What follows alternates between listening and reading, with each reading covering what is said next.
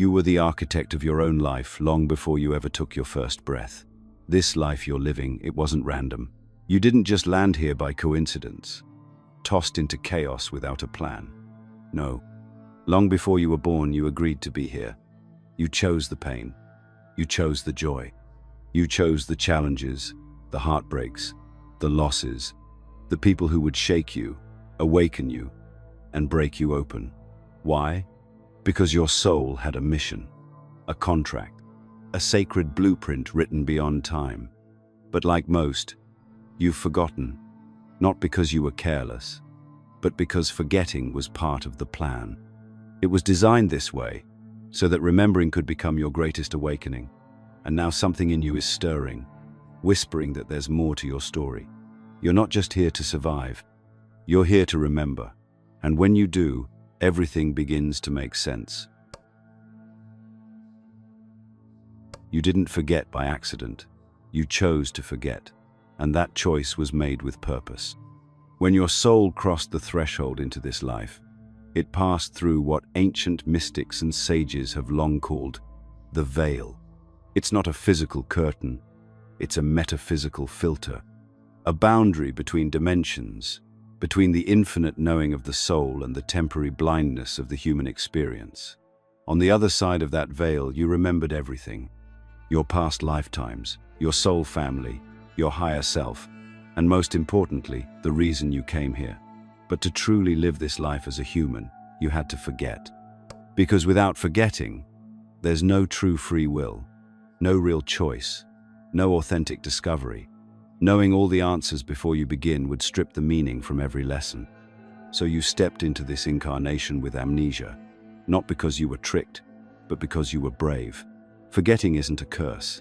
It's a feature of the design. It allows you to stumble, to feel lost, to question. It creates the space for self-realization. Because the truth is, remembering is far more powerful than simply knowing. When you remember something from deep within, it awakens a cellular recognition that no external information ever could. And that's the journey you've already begun. The longing you feel, that restless ache inside you, that's your soul knocking from the other side of the veil. It's not asking for more information. It's asking you to remember what you already know. But the veil isn't just one single moment. It doesn't happen only at birth and then fade. It's maintained constantly by the distractions of this world, by the systems, the routines, the conditioning. You're trained from day one to look outside yourself for answers, to trust what can be seen, measured, and explained. And yet, your deepest truths will never be found in a textbook or lecture. They live in your intuition, your instincts, your dreams, and your gut feelings. The veil is held in place by disbelief, by the stories that say, "This is all there is." Break that belief, and the veil begins to lift. And here's the irony. Everything that makes you feel like you're off track is actually trying to bring you back. The cycles, the chaos, the repeating emotional loops, they're not punishments. They're breadcrumbs, triggers from the contract you wrote long ago. And as you begin to notice the patterns, as you start questioning the roles you play, the people you attract, and the fears that revisit you year after year, you are pulling on the threads of memory. Slowly, the veil thins. You see flashes, you feel nudges, you remember, not with your mind, but with your soul. And if you're ready to go deeper, there's more than we can share here. Some truths aren't meant for public platforms. That's why we created the Insights Academy, our free newsletter where we share hidden knowledge too confidential for YouTube. When you sign up using the link below, you'll also receive a free copy of the Kybalion, but only for a limited time. Because the deeper you remember, the more everything changes. Suddenly, your life stops feeling random. The struggle gains meaning. The delays start to make sense. You stop asking, "Why is this happening to me?" and start asking, "What is this trying to teach me?" You realize the people who challenged you most were written into your script with precision. They are soul collaborators, not villains. Even your pain becomes sacred when you remember that you chose it for your evolution. Nothing is wasted. This is the beginning of your return, not to some new idea, but to your original essence. You've never truly been lost. You've just been covered, forgotten, not broken. Your contract is still there, etched into your being, waiting for you to wake up and pick up the pen again. And the moment you do, you stop being a passenger in your story. You become the author once more. Your life has been whispering to you since the beginning. The question is, have you been listening? Most people look for signs in grand gestures, miracles, coincidences that defy logic, dreams that leave you shaken. But the truth is, the signs from your soul contract are often subtle, woven into the fabric of your daily experience like background music you've forgotten how to hear.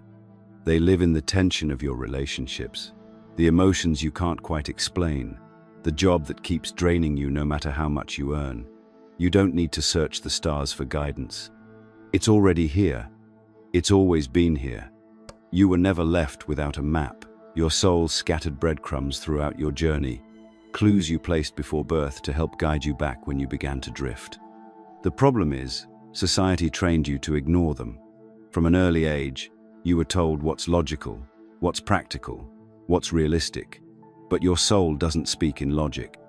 It speaks in patterns, feelings, repetition, and synchronicities. That friend you kept bumping into across different cities. The numbers you see every time you think about quitting your job. The déjà vu that grips you in an unfamiliar place. These aren't accidents, they're echoes, memory triggers. Your contract isn't lost, it's playing out all around you. Start with your patterns. What experiences keep showing up in your life? Wearing different clothes, but carrying the same energy. Maybe it's betrayal. Maybe it's abandonment. Maybe it's never quite feeling enough, no matter what you achieve. These patterns are not punishments, they're portals. Each time they reappear, they ask you the same question. Are you ready to see what this is really about? The mistake we make is personalizing them, thinking we are flawed, cursed, or broken. But your soul doesn't waste pain. If something keeps cycling, it means the lesson is still alive, still waiting to be integrated. And then there are the people. The ones who ignite you, the ones who trigger you, and the ones you can't seem to shake, no matter how far you run. These people are not random. They are soul allies, some playing the role of guide, others as mirror, and some as sacred disruptors. You agreed to meet them, to exchange energy, to challenge each other into awakening. Your soul contract includes not just your path, but the souls who would walk it with you, even those who hurt you, especially them. Because often, the deepest soul growth comes through the wounds that force you to wake up. Pay attention to your emotional triggers. They're not signs of weakness. They're signposts pointing to places within you that are still unresolved. If your soul didn't care, it wouldn't react. But when something stings or breaks you open, it's a knock at the door of your memory. Remember, it says. This is part of the lesson. And then there are the dreams, the nightly journeys that sometimes feel too vivid to be fiction. That recurring figure, the ancient place you've never visited, the symbols that won't leave your mind. Dreams are one of the few times your conscious mind gets out of the way long enough for your soul to speak directly. Thoth's teachings viewed dreams not as random, but as portals to higher wisdom. Night after night, you're given the opportunity to access fragments of your original agreement, if you're willing to remember them when you wake. But remembering isn't about collecting clues like a scavenger hunt. It's about pattern recognition, emotional resonance, and willingness to feel. Because the soul doesn't speak English or Spanish or any other language taught in school. It speaks in feeling, in knowing, in presence. The more you slow down, the more you pay attention, the louder the signs become. The universe doesn't shout, it waits. And when you finally say, "I'm ready," it speaks in ways that cannot be unheard. Your soul has been in conversation with you this entire time. Through the songs that move you, the books that shake you, the words you needed to hear at the exact moment you heard them. This isn't a coincidence. It's design. It's a memory disguised as serendipity. Your contract isn't hiding in the stars. It's written into your life. And once you start seeing the signs for what they are, you stop feeling like a victim of circumstance. You start remembering you're the author of it all. There's a voice inside you that never stopped speaking. It's been there since the beginning, soft, steady, unshaken by the noise of the world. You might call it intuition, inner knowing, gut feeling, but what it truly is memory. Not the kind you store in your brain, but the kind that lives in your soul. The memory of your original agreement, the memory of who you were before the world told you who to be. And no matter how loud the world gets, that voice never disappears. It waits, patiently, for you to get quiet enough to hear it again. You were never meant to navigate this life blindly. The veil of forgetting was part of the design, yes, but so was the roadmap back. And Thoth, the ancient scribe of the gods, the keeper of wisdom, left behind keys to that roadmap. Not just metaphorical ideas, but living techniques. His teachings weren't dusty relics. They were instructions for remembering. Methods to help you step out of the noise of conditioning and re-enter the frequency of your higher self, the part of you that helped write the contract in the first place. Start here. Your intuition is not random. It's not a nice-to-have or a spiritual luxury. It is your direct line to the soul. When you get that inexplicable feeling not to take a job, not to trust someone, not to go down a certain path, even when logic says otherwise, that's not fear. That's your soul tapping you on the shoulder. And when you feel inexplicably drawn to something, a symbol, a practice, a person you've just met, that's not coincidence. That's the contract stirring beneath the surface, pushing you toward your alignment. But to truly remember, you need to go deeper, beyond the surface of emotion and logic, into the stillness beneath. This is where Thoth's method becomes a gateway. His teachings were always rooted in the Hermetic principle of as above, so below, as within, so without. To remember the contract, you must first create space within, space that allows the wisdom to rise from your own depths, not from someone else's doctrine. One of the most powerful tools? Regressive meditation. Not simply relaxing or visualizing calm beaches, but deep inner journeys that allow you to travel backward through memory, not just from this lifetime, but beyond it. Guided by intention, these meditations allow you to bypass the conscious mind and enter the archive of your soul. Here, you don't learn, you remember, you reconnect. You revisit the moment before your birth, when you sat with guides, with light beings, and planned out the key milestones of your earthly path. These experiences are not fantasies. They're encoded truths buried under layers of distraction. Another method rooted in Thoth's wisdom is symbolic dream work. Every symbol in your dream has a frequency, a message coded in metaphor. Water isn't just water. A staircase isn't just a staircase. These are signatures from the soul, invitations to decode the messages left behind. Keep a dream journal, not to analyze with logic, but to spot patterns, themes, and emotional threads. Over time, you'll begin to notice what your higher self is trying to tell you. The soul often speaks in symbols because the ego cannot manipulate them. And perhaps the most overlooked yet most potent form of remembrance, solitude. In a world that profits off your distraction, stillness becomes rebellion, silence becomes sacred. When you sit alone, not to scroll or to plan, but to listen, you give your soul the space to speak. Answers won't come instantly, but they will come, slowly at first. A sentence here, a memory there. And then, like a puzzle, the pieces begin to click into place. Not because you're discovering something new, but because you're remembering something ancient. This is the sacred work. And it's not always comfortable, because remembering means confronting everything that pulled you away. The false identities, the roles you were forced to play, the expectations you internalized. You must be willing to let those masks fall, to strip away the noise and meet yourself again, not as the world shaped you, but as you truly are.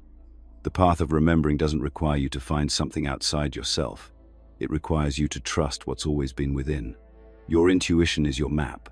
Your dreams are your compass. And Thoth's teachings, if approached with sincerity, are your key. You don't need a guru. You don't need someone to save you. You only need to remember who wrote this life in the first place. You did. And everything you need to remember that truth has been with you all along. It's easy to look at your life and feel like it's just a series of random events. A string of highs and lows, wins and losses, people coming and going, and pain arriving uninvited. But what if the chaos wasn't chaos at all? What if the very patterns you've been trying to escape, the emotional loops, the setbacks, the things you just can't seem to fix, are actually coded messages from your soul, calling you to remember something deeper? That's the power of the soul contract. It doesn't just speak in words, it speaks in experiences. Repetition is one of its most powerful languages.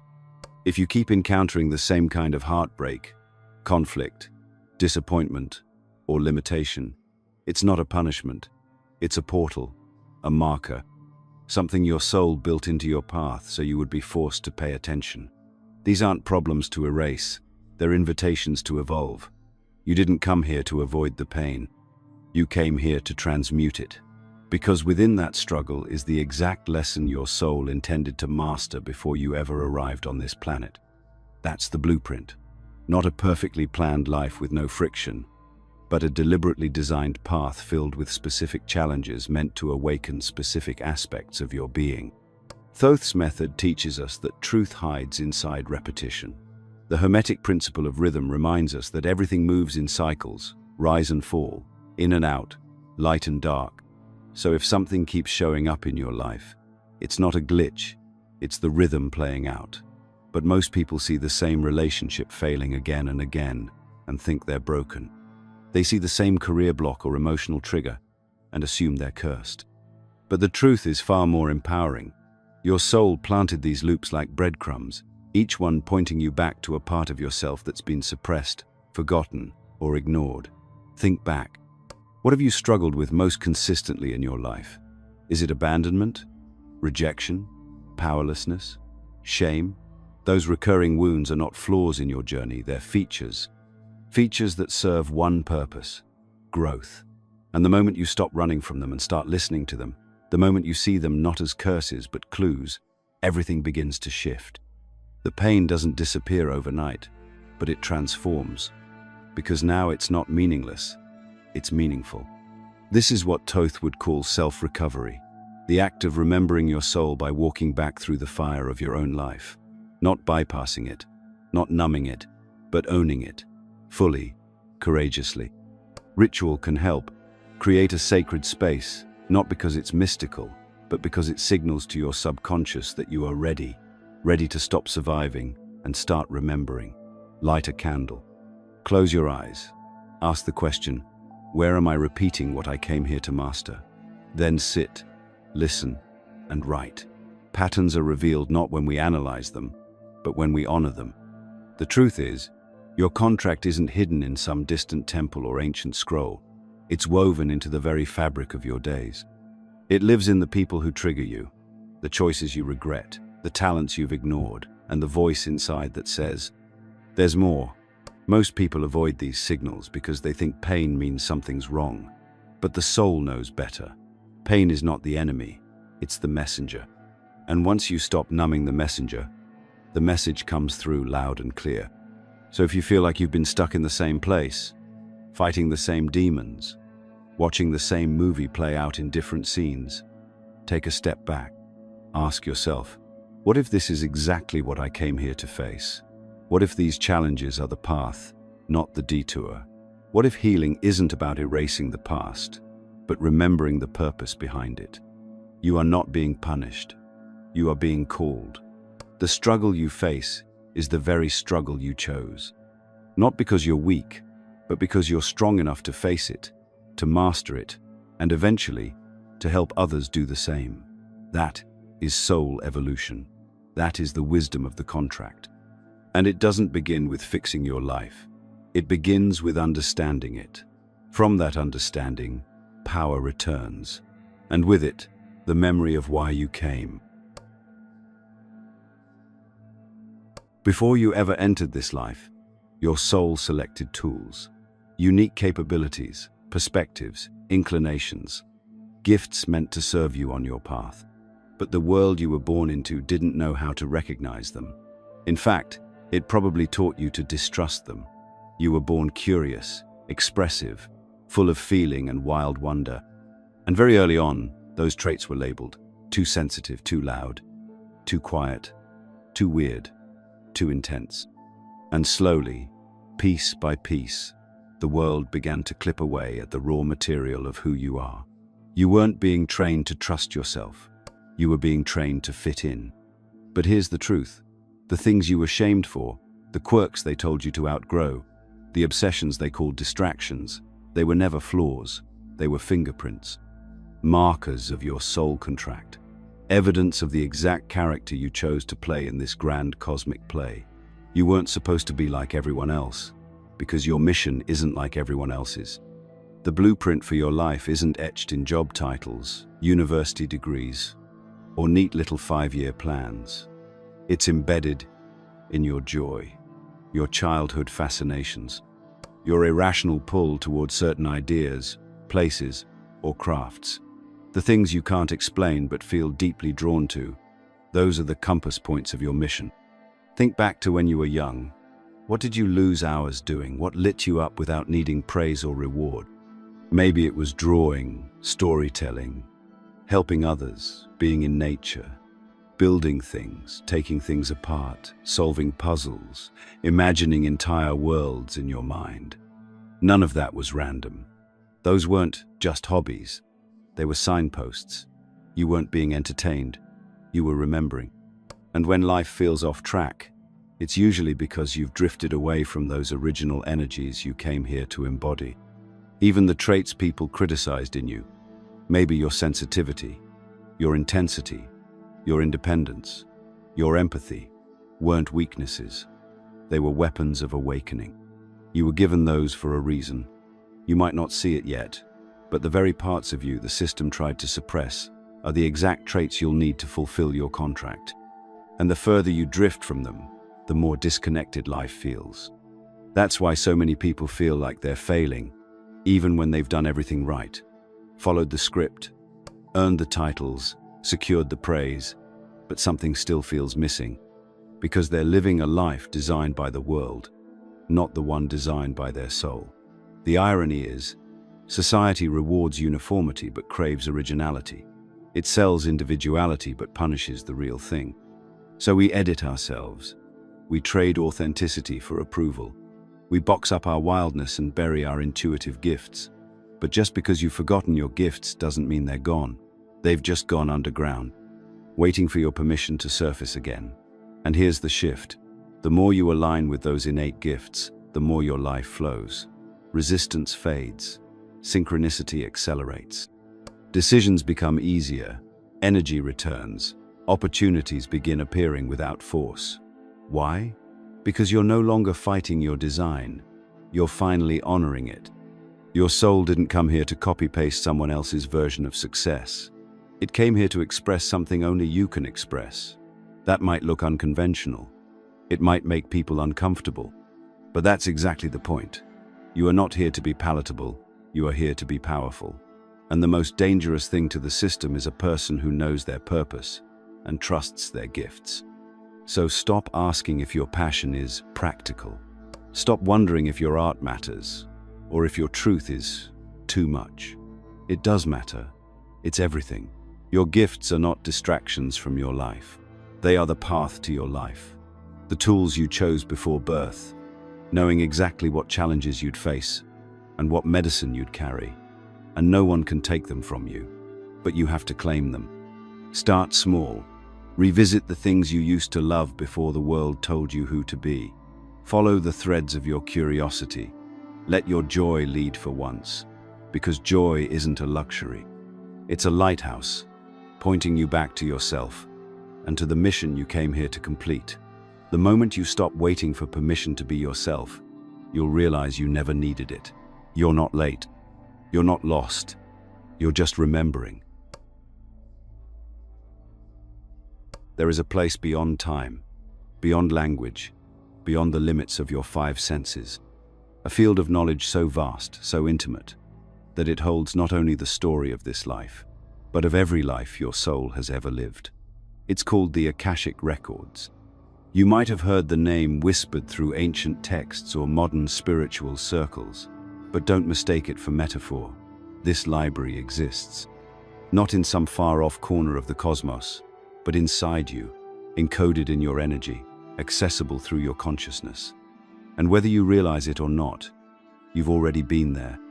Every time you get a strong sense of déjà vu, every time you feel unexplainably drawn to a place, a culture, a person, every time your intuition whispers a truth that logic can't explain, that's a footstep in the Akashic fields.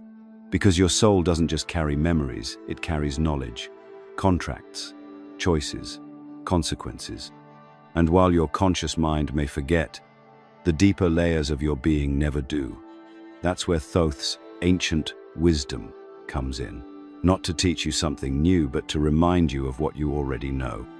According to the Hermetic teachings, the Akashic records are not mystical myth, they are structure, law, memory woven into the fabric of the universe. Everything you think, feel, do, and desire, every intention, every word, every step, is recorded, but not judged. The Akasha doesn't punish, it simply reflects. A mirror for the soul to understand itself more deeply through its own story. That means your soul contract isn't just theory, it's written there, and it can be read, accessed, understood. Not by a priest or a guru, by you. The first step isn't belief, it's resonance. You don't try to reach the records, you align with them, through intention, presence, purity of purpose.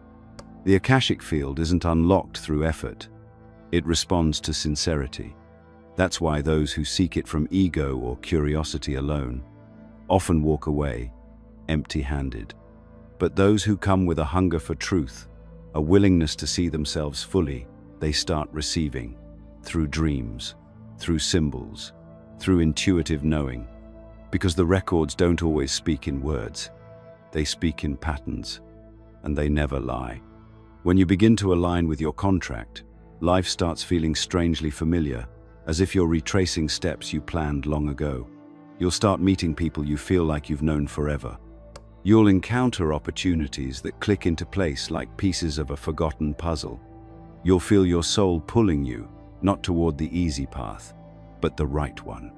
The one that challenges and liberates you all at once. And sometimes, in deep meditation, or even silence, you'll get a flash, a memory, a visual, a phrase that doesn't feel like imagination. It feels like remembering. This isn't fantasy. This is ancient technology. The Egyptian mystics understood it. So did the Vedic seers and Gnostic sages. The Akashic records aren't just spiritual poetry. They are blueprints, and in them lies your original intention for this life. Why you came, what you came to learn, who you came to meet, what karmic loops you chose to close, what gifts you agreed to share, and what parts of your shadow you came to integrate, not avoid. But here's the deeper truth. Remembering your soul contract isn't just about accessing hidden information, it's about becoming the kind of person who can handle it. Because the more truth you carry, the more responsibility you hold. Not in a burdensome way, but in a sacred way. To remember is to reclaim power. And power, real power, isn't control. It's clarity, it's presence, it's knowing who you are and why you're here, even when the world forgets. So if you feel the call to uncover your records, start with silence. Not to empty your mind, but to listen beyond it. Ask the questions your soul has been avoiding. Be still long enough to hear the answer rise, not from your thoughts, but from the space behind them. Don't expect lightning bolts. Sometimes the most powerful truths arrive as whispers, as feelings that echo deeper than language. This is not just mysticism, it's memory. This is your soul giving you back what was always yours. You are not locked out of your own story. You simply stopped reading. But the page is still open, and your soul is waiting. Every person in your life, yes, every single one, is there for a reason. Not just the ones who lift you up, but also the ones who tear you down. The ones who make you feel seen, and the ones who make you question your worth. Some are here to guide you, some are here to test you, and some are here to wake you up. These aren't random encounters. They're soul agreements, sacred contracts formed long before you were born, not with ink, but with intention. And while your conscious mind may forget, your soul never does. You've met before, in other lives, in other bodies, not always with the same face or role, but with the same essence. In this lifetime, you made agreements with these souls to meet again, at just the right moment, in just the right way. Some came to teach you love, others came to teach you boundaries, and some came to break your heart wide open, not to hurt you, but to reveal the deeper wounds you promised yourself you'd finally heal. That's the uncomfortable truth. The people who trigger you the most are often the ones your soul trusted the most. Look at your life. Who keeps showing up in patterns? Who challenges your growth again and again? These aren't accidents. They're echoes of old contracts still playing out. When you begin to see relationships through this lens, everything shifts. Conflict becomes a mirror, not a weapon. Pain becomes a signal, not a punishment. You stop asking, "Why is this happening to me?" and start asking, "What is this trying to awaken in me?" That question is power. That question is healing. Thoth's wisdom reminds us that nothing external exists without its internal reflection. What you attract, you align with. That includes people. That includes every soulmate, karmic tie, twin flame, or silent teacher you've encountered. And once you understand that, you stop reacting from the wound and start responding from the contract. You realize not every soulmate is meant to stay forever. Some arrive to push you into your next evolution. Some love you so deeply that they agree to play the villain in your story just so you'll remember how to reclaim your power. This isn't about spiritualizing abuse or justifying harmful behavior. It's about perspective. It's about reclaiming agency over your story and understanding that even chaos can serve clarity. When you realize that your biggest heartbreak held the blueprint for your greatest breakthrough, you begin to forgive, not to excuse, but to release. Because resentment is a chain, but understanding, that's the key. And it's not just the hard relationships. Think about the people who feel like home, the ones you meet and instantly click with, like you've known them for lifetimes. You have. These are the soul allies, those who signed up to remind you of your truth when you forgot. They show up at turning points. They say exactly what you needed to hear. They light a fire under your purpose. These aren't coincidences. They're soul rendezvous, carefully orchestrated in the blueprint of your life's design. And then, of course, there are the ones you haven't met yet, but your soul knows they're coming. They're drawn to the version of you that's still awakening.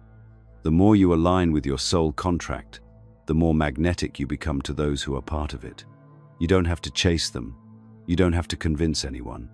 When you walk your path, the right souls appear, because you agreed to meet on that path, not off it. This is why healing matters. Not just for you, but for the clarity it brings to your relationships. When you heal the wounds, you stop repeating the lessons. You stop attracting the same tests in different bodies. You graduate from old agreements and open space for new ones. Agreements that are built on growth, purpose, and shared evolution. So the next time someone tests your patience, breaks your heart, or challenges your worth, pause, look deeper, ask yourself, what did I agree to learn here? That question alone can dissolve lifetimes of confusion. You'll see the faces differently. You'll hear the words differently. You'll respond with a wisdom that doesn't belong to your age, but to your soul. Because relationships aren't just emotional, they're spiritual. They are where your contract gets activated the loudest.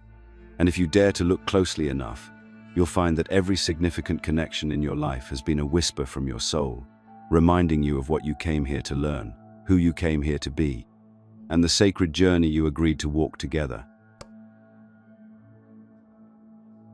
You were never meant to forget forever. The forgetting was part of the process, but the remembering, that's the awakening. And now that the veil is thinning, now that your eyes are opening to the patterns, the whispers, the signs, it's time to ask the question you've been avoiding your whole life. Why did I come here? Because when you remember your purpose, you don't just understand your past, you reclaim your future. Your soul didn't sign up for mediocrity. It didn't incarnate to tick boxes, chase status, and quietly fade out of existence. You came here with a mission so precise, so personal, that only you could fulfill it. And it was never supposed to look like anyone else's. That's the lie they sold you, that your worth is measured by how closely you follow a script written by a society that forgot its own soul. But your blueprint was authored in a higher realm. Your signature is written in the stars, not on a resume. Every time you felt like something was missing, like you were living someone else's life, that was your soul tugging at the edges of your memory. Every moment of dissatisfaction wasn't failure, it was feedback. It was your contract reminding you that you're off track, that you've been chasing things you never actually wanted, that you've been living by rules you never agreed to. But the truth is, you don't need to find your purpose.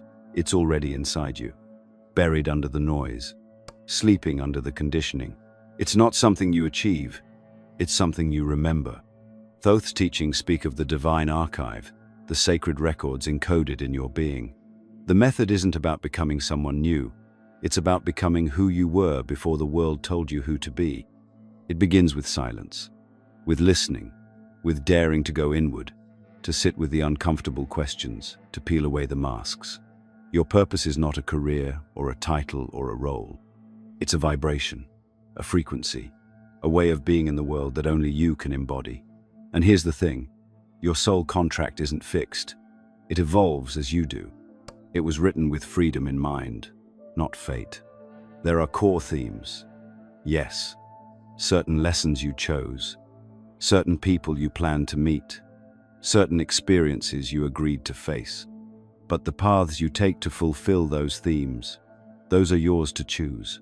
This isn't a prison, it's a canvas. And when you begin to align with your true essence, your choices begin to shift. You stop living reactively and start living intentionally. You stop seeking permission and start giving yourself the authority to create. Think of your natural gifts, the ones that come so easily you almost overlook them. That's no accident. They are the tools your soul packed for this journey. Your childhood curiosities, your creative impulses, your emotional depth, your unique way of seeing the world. These are not quirks. They are clues. They are the trail markers leading you back to your mission. The more you follow them, the more your life begins to unfold in synchronicities and aligned opportunities. And the less you follow them, the louder the dissonance grows. Pain becomes resistance. Burnout becomes feedback. Confusion becomes the cost of ignoring your deeper knowing. But the moment you stop and listen to your intuition, to your dreams, to the soul-level longing that no external success can silence, that's when things begin to realign. That's when you remember that your mission isn't something to be found in the world, but something to be activated from within. And if you've been feeling stuck, lost, or disconnected, know this: you're not broken, you're just being invited back to your path. And remembering your contract is the first step toward rewriting the story. Not the story the world gave you, but the one your soul has been trying to tell since the beginning. It's already in you, waiting, whispering, ready to be heard. You don't need to become anyone else. The truth is, who you are underneath the programming, the noise, the doubt, that's the person the world has been waiting for. Your soul didn't incarnate into this lifetime to be a passive observer or a background character in someone else's story. You came here with a sacred purpose that only you can fulfill, in a way that only you can do it. That's the real meaning of a soul contract. Not obligation, but opportunity. And the sooner you remember that, the sooner you begin to reclaim your power. You may think that your life has gone off course, that you've missed your chance, or wasted too much time. But that's not how the soul sees it. Every detour, every heartbreak, every job you hated, or relationship that fell apart, they weren't mistakes, they were messages. Each one was placed in your path not to punish you, but to prepare you. You're not late, you're right on time. And if you're hearing this now, it's because your soul is ready. Ready to stop running from your calling. Ready to stop dimming your light. ready to stop pretending you don't know why you're here. The world you were born into made it easy to forget. It's designed that way, engineered to distract you, to condition you, to train you into playing small. You were told to be realistic, to follow the rules, to fit in. But your soul contract never included those terms. That pressure to conform, that constant tug of war between what feels true and what feels safe. That's the friction between the life you were taught to live and the one you were born for. And the only way through it is to choose truth, your truth. You'll know you're getting closer when the outside noise starts to lose its grip on you, when the opinions of others stop holding so much weight, when you start valuing your peace over approval, your alignment over attention. Because purpose isn't loud. It's not always grand or glamorous. Sometimes it's a quiet knowing, a subtle pull, a sense of rightness that doesn't need validation. It just is. And once you remember that, the chaos around you starts to fall away. Not because the world has changed, but because you have. And when that remembering turns into action, when you start living in alignment with what you know to be true, life begins to flow. You meet the right people. You find yourself in the right place at the right time. You notice synchronicities that feel too precise to be chance. That's your contract activating. That's your higher self saying, yes, this is it. And even when challenges come, they no longer feel like punishment. They feel like refinement, like the universe shaping you into who you came here to be. If you've made it this far, you already know something inside you has shifted, and now it's time to go deeper. Not everything we uncover can be shared here publicly. Some knowledge is simply too sacred, too disruptive, or too powerful for platforms like this. That's why we created Insights Academy, a free newsletter where we share the deeper truths they don't want you to know. For a limited time, you'll also receive a free copy of The Kybalion when you sign up, one of the most potent Hermetic texts in history. You'll find the link in the description. All it takes is your email, and you're in. Don't miss this, because the awakening doesn't stop here. The system thrives on your forgetfulness, but your soul thrives on truth. This is your invitation to rise, to break free from the illusion and to remember the mission only you can fulfill. It's not too late. You're not too far gone. The fact that you're still here, still listening, still seeking, that's the sign. The mission has already begun. If this video resonated with you, let us know by commenting, "I understood it."